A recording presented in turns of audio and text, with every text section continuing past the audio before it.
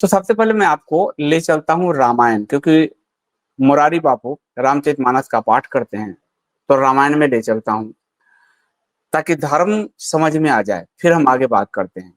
और ज्योतिष पीठ के शंकराचार्य अभिमुक्तेश्वरानंद सरस्वती जी ने जो एक शंकराचार्य का धर्म है, जिसके लिए आदि गुरु शंकराचार्य जी ने चारों पीठों की स्थापना की, उस धर्म का निर्वहन किया शंकराचार्य जी ने, और शास्त्र से पूरी तरह से यह साबित किया कि मुरारी बाबू झूठ बोल रहे हैं। शंकराचार्य जी ने एक्सपोज किया। उसके बाद निग्रहाचार्य जी ने भी इनको एक्सपोज किया शास्त्र से ही, और इनके ही संप्रदाय के शास्त्र से, अर्थात शास्त्र के रूप से मुरारी बाबू झूठ बोल रहे हैं, जो मैं आगे बताऊंगा। लेकिन धर्म जो है लोगों को बहुत सारा है, मुरारी बाबू कथा करते हैं, तो उनको सब कुछ माफ हो जाना चाहिए। ये उस समय की बात है जब विश्वामित्र जी राम और लक्ष्मण जी को लेकर जा रहे हैं। उनका यज्ञ जो है बार बार राक्षस ध्वंस कर देता है। यक्षिणी ताड़का है, तारका और उसके राक्षस समूह सब इसका ध्वंस करते हैं। राम को विश्वामित्र जी कहते हैं ताड़का के वध के लिए। अब राम जी क्या है? राम जी मर्यादा पुरुषोत्तम है, और राम जी मनुस्मृति को पूरा मानते हैं। मनुस्मृति में स्त्री की महिमा गाई गई है, यत् नार्यस्तु पूज्यन्ते रमन्ते तत्र देवता। अब रामचंद्र जी बहुत असमंजस में पड़ गए कि ताड़का को कैसे मारूं, वो तो स्त्री है। अबला शब्द रामचंद्र जी उपयोग में लाते हैं कि उस अबला को मैं कैसे मारूं। तो विश्वामित्र जी फिर उनको उदाहरण देते हैं और समझाते हैं कि वह एक राक्षसी है, और राजा का ये कर्तव्य है, क्योंकि तुम राजा होने जा रहे हो। धर्म का स्त्री वाला पक्ष तो मनुस्मृति का रामचंद्र जी ने देखा, पर राजा वाला जो पक्ष है उसको रामचंद्र जी ने नहीं देखा। तो विश्वामित्र जी समझा रहे हैं कि तुम स्त्री हत्या का विचार करके इसके प्रति दया मत दिखाओ। एक राजपुत्र को चारों वर्णों के हित के लिए स्त्री हत्या भी करनी पड़े तो मुंह नहीं मोड़ना चाहिए, क्योंकि तुम राज व्यवस्था, तुम्हारे राज्य में तुम शांति चाहते हो।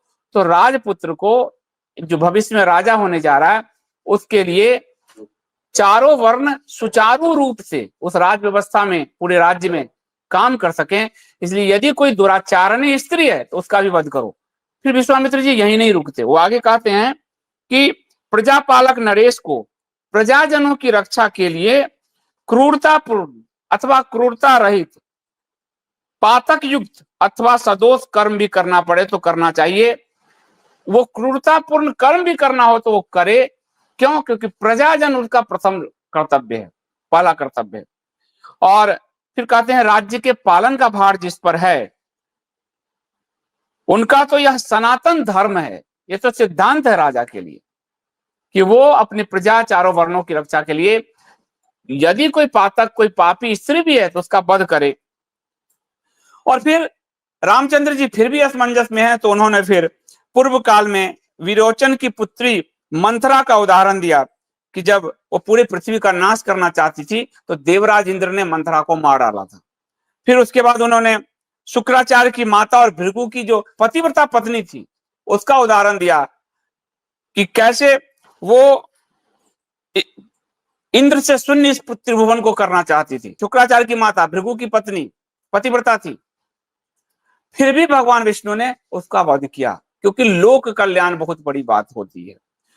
फिर रामचंद्र जी धर्म का लेते हैं कि रामचंद्र जी कहते हैं कि देखिए, जब मैं घर से गुरुदेव चला तो मुझे मेरे पिता महाराज ने कहा कि आप जो कहें उन आपकी हर आज्ञा को मैं मानूं, इसलिए मैं आपकी इस आज्ञा को मानूंगा, क्योंकि गुरु की आज्ञा धर्म है। ठीक है, धर्म कितनी बारीक है ये मैं समझाने के लिए कर रहा हूं। गुरु की आज्ञा धर्म है, और चूंकि मेरे पिता का भी आज्ञा है कि मैं आपकी बात मानूं, तो मैं आपकी बात मानूंगा, और गौ ब्राह्मण और समूचे देश के हित के लिए आप जो भी आदेश देंगे उसका मैं पालन करूंगा।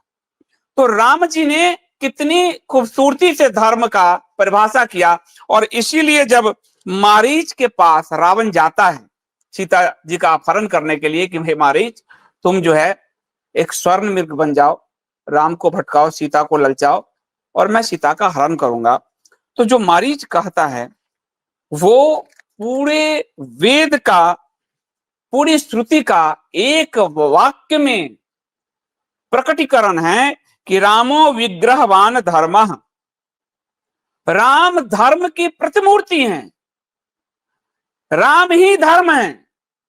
इसलिए भविष्य के लिए यह स्पष्ट कर दिया कि राम के का जो आचरण है वो धर्म अनुकूल है, उसी अनुकूल चलना चाहिए। रामो विग्रहवान धर्मः, राम धर्म की साकार मूर्ति है, विग्रह मूर्ति है, मूर्ति स्वरूप है, वो वही धर्म है। अब ये मैं क्यों कह रहा हूं?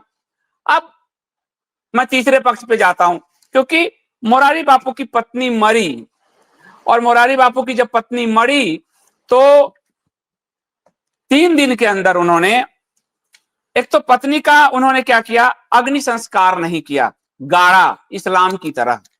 और मुरारी बापू का अभी मैं आपको कुछ वक्तव्य जो है वो सुनाऊंगा, वो मेंटली इस्लामिस्ट हो चुके हैं, और इसलिए उनके कर्म में इस्लाम, वाणी में इस्लाम झलक रहा है।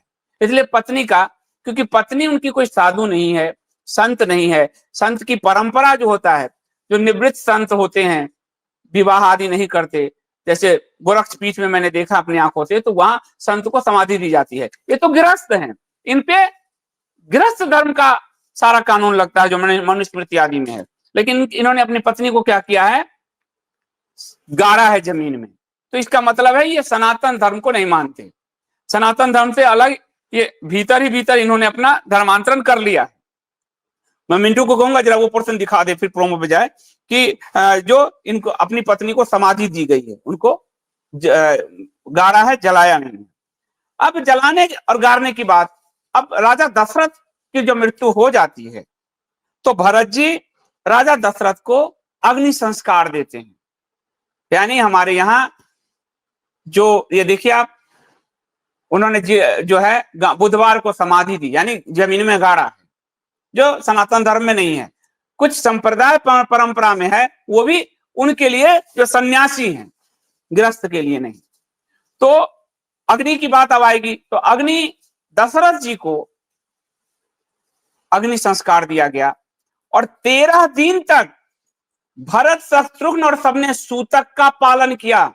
अब भरत जी के सामने एक संकट आया हुआ है कि भरत राज्य गद्दी पर नहीं बैठना चाहते, और राज का गद्दी खाली पड़ा है, उनको राम जी को बुलाना है, गद्दी खाली नहीं रह सकती। इसके बावजूद भरत जी ने राम तक पहुंचने के लिए 13 दिन की प्रतीक्षा की, और उन्होंने 13वें दिन जाके अस्थि संचय किया अपने पिता का। वो और शत्रुघ्न गए हैं, अस्थि संचयन किया चिता भूमि पर जाकर, और दोनों पुत्र विलाप कर रहे हैं। तो एक अग्नि संस्कार हमारे यहाँ त्रेता युग से आपको मिल रहा है। द्वापर में जब बलराम जी अपना शरीर छोड़ दिए हैं तो उनका अग्नि संस्कार हुआ, ये आपको भागवत महापुराण में है। तो भरत भी विष्णु है, बलराम भी विष्णु है, राम लक्ष्मण भरत शत्रुघ्न चारों विष्णु हैं। और द्वापर में वासुदेव कृष्ण, बलराम, वासुदेव कृष्ण, अनिरुद्ध और प्रद्युम्न, ये चारों विष्णु हैं। जो है उनका चतुष्पद रूप जो है दोनों काल में। स्वयं विष्णु भी उस 13 दिन के सिद्धांत का पालन कर रहे हैं, तो कौन वैष्णव नहीं मानेगा, अपने मन का वैष्णव। 13 दिन, 13वें दिन अस्थि संचय करने गए, राजगद्दी खाली पड़ी है, क्योंकि भरत कह रहे मैं नहीं बैठूंगा। और जब दशरथ गुजर गए हैं तो लाने के लिए भेजा है वशिष्ठ जी ने, दोनों अपने मामा के यहाँ हैं, गद्दी खाली नहीं रहने चाहिए। मोरारी बापू के पास इससे बड़ा संकट नहीं है, लेकिन वो व्यासपीठ पे बैठ के धंधे में लीन हो गए और विश्वनाथ जी को छू दिया है। भरत राम को छूने भी नहीं जा रहे।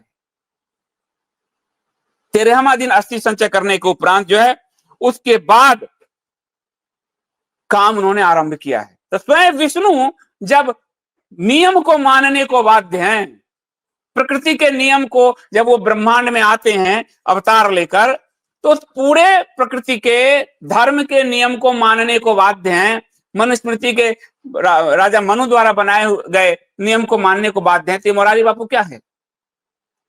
और जब भरत जी राम जी के पास जाते हैं और जब मिलन होता है और रामचंद्र जी जब कहते हैं कि कैसे आना हो, तो पिता महाराज का जो है देहांत हो गया, तो राम सबसे पहले क्या करते हैं, अपने पिता के लिए जलांजलि देते हैं, दान करते हैं, पिंडदान करते हैं, पहला कर्म राम का। और ये क्या कर रहे हैं, बाबा विश्वनाथ को जाकर छू रहे हैं। तो राम कथा के नाम पर तुम राम के आदर्श से भटक रहे हो, तो तुम राम की कथा नहीं कर रहे, तुम रावण की कथा कर रहे हो, राम का सिर्फ नाम ले रहे हो, धर्मांतरण को बढ़ा रहे हो। और इसीलिए मैंने रामायण का उदाहरण दिया, क्योंकि इसके जो अंध समर्थक हैं वो कह रहे हैं वो तो राम कथा घर घर पहुंचा रहे हैं। वो राम कथा नहीं, राम के मर्यादा को नहीं पहुंचा रहे, वो अपने मन से राम कथा को तोड़ मरोड़ कर अली मौला के रूप में भविष्य में हिंदुओं के धर्मांतरण का रास्ता साफ कर रहे हैं, क्योंकि उनके लक्षण कर्म इस्लामिस्ट हैं। पत्नी का को गाड़ा है उन्होंने, और राम कथा में काले तिलक लगाते हैं और काला गमछा शरीर पर डालते हैं। ये असुर के लक्षण है, असुर प्रवृत्ति का लक्षण है। इस्लाम का कलर काला है, पैगंबर मोहम्मद ने जो पहला झंडा फहराया था काला, जिसपे आईसीस जो लिखता है आयत, वो काला रंग है। तो इनके लक्षण कर्म है नहीं, पर राम कथा की ये आड़ ले रखे हैं।